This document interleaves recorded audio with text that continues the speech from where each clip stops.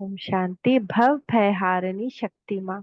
करनाल की ब्रह्म कुमारी कमला बहन अपना अनुभव ऐसे सुनाती कि मम्मा के अंदर निर्भयता का संस्कार बहुत प्रबल था। इस सत्य ज्ञान को इतना निर्भयता से सिद्ध करती थी कि सुनने वाला कितना भी पढ़ा लिखा तर्क वितर्कवादी हो वह झुक जाता था। एक बार की बात है, करनाल में मम्मा के निमित्त एक सार्वजनिक सभा का आयोजन किया गया था। मम्मा उस समय कर्म सिद्धांत के बारे में भाषण कर रही थी। वहां का नगर पालिका अध्यक्ष कुछ लोगों के साथ विरोध प्रकट करने के लिए आया। मम्मा ओजस्वी भाषण उस भरी सभा में सुना रही थी। मम्मा का ने पूरा 1 घंटे तक भाषण किया। भाषण पूरा होने के बाद मम्मा स्टेज से उतरने जा ही रही थी कि वो नगर पालिका अध्यक्ष आकर मम्मा को साष्टांग नमस्ते करते माँ माँ कह आंसू बहा रहा था। उसको मम्मा से शक्ति माँ का साक्षात्कार हुआ था। इस प्रकार मम्मा के निर्भयता के गुण ने कई आसुरी संस्कारों वालों को पराजित किया था और उन्हें शरण में आने के लिए मजबूर किया था। सेवा ही सम्मान दिलाती। मम्मा के इस निर्भयता के गुण से ने मुझे परिवार के लौकिक बंधनों को तोड़ने की प्रेरणा दी। क्लास में आने के लिए मुझे बंधन डाला जाता था तो समर्पित होने की बात तो मेरे लिए दूर की बात थी, लेकिन मम्मा के निर्भयता के गुण को मैंने अपनाया और सारे बंधनों को तोड़ डाला। इस प्रकार हमें निर्बंधन बनाने में मम्मा के बोल ही पूरे सहयोगी रहे। मुझे ज्ञान की बातें दूसरों को सुनाने में डर लगता था। एक दिन मम्मा कई सेवा करने वाली बहनों के नाम ले रही थी। मुझे भी अंदर से इच्छा होती मम्मा मेरा भी नाम ले। उस दिन मम्मा से मैंने पूछा, मम्मा आपने मेरा नाम क्यों नहीं लिया? तब मम्मा ने कहा, बच्ची मम्मा उनके ही नाम लेती जो बाबा की बहुत सेवा करते हैं। तुम भी बाबा की खूब सेवा करो तो तुम्हारा नाम भी लूंगी। तब मुझे मन में आया कि मुझे बाबा की सेवा करनी है। तब से मैं बाबा के ज्ञान को सुनाने की सेवा करने लगी।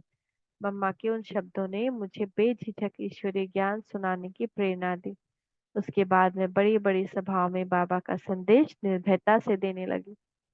5 तत्वों को भी कष्ट नहीं देना। एक बार करनाल में क्लास के बाद मम्मा हम कन्याओं के साथ बैठी थी। मम्मा के बहलाने में भी बहुत कुछ राज भरे रहते थे। मम्मा सदा कहा करती थी, सदा सबको सुख दिया करो, 5 तत्वों को भी दुख नहीं देना। अगर कोई जोर जोर से चप्पल से आवाज करते हुए चलता है तो मम्मा कहती थी कि धीमे धीमे चलो, धरती को भी कष्ट नहीं देना। तत्वों को भी तुम सुख दो ताकि ये तत्व भी तुम्हें सुख दे। जिस प्रकार एक माँ अपनी बच्ची को हर बात समझाती थी, कैसे करें, कैसे बात करें, कैसे चले, कैसे व्यवहार करें, वैसे मम्मा भी हर तरह की शिक्षा देकर हम बच्चों को योग्य बनाती थी। जब भी मैं मम्मा को देखती थी तब मुझे मम्मा सजी सजाई ताजधारी शक्ति के रूप में दिखाई पड़ती थी। सबके प्रति सम्मान और समान दृष्टि। माँ होने के कारण मम्मा के लिए सब अपने ही बच्चे थे। किसी तरह का भेदभाव नहीं करती थी। जिस प्रकार लौकिक माँ अपने बुद्धिमान बच्चों को भी प्यार करती है और बुद्धिहीन बच्चों को भी प्यार करती है, उसी प्रकार कोई यज्ञवत्स मम्मा के पास किसी की शिकायत लेकर जाता था तो मम्मा कहती थी, बच्चे उसका कोई अवगुण बताने के पहले तुमको उसका कोई एक अच्छा गुण सुनाना पड़ेगा। पहले उसका एक अच्छा गुण सुनाओ, बाद में उसका अवगुण सुनाओ। जब वे उसके अच्छे गुण के बारे में सोचने लगता था तो उसमें जो जोश होता था वह धीरे धीरे ठंडा हो जाता था। उसका अच्छा गुण सुनाने के बाद उसका अवगुण कैसे सुना सकता था? इस प्रकार मम्मा प्यार से दोनों बच्चों का झगड़ा स्नेह में परिवर्तित कर देती थी और अपने दोनों बच्चों के प्रति एक समान दृष्टि रखती थी। तो ऐसे ही हमको भी करना चाहिए। जब भी कोई किसी की अवगुण सुना रहा है तो हमको पहले उसके गुण के बारे में बात करनी चाहिए, फिर अपने आप ही अवगुण सुनाने वाला जो शिकायत लेके आया है शांत हो जाएगा। ओम शांति। ओम शांति। ओम शांति।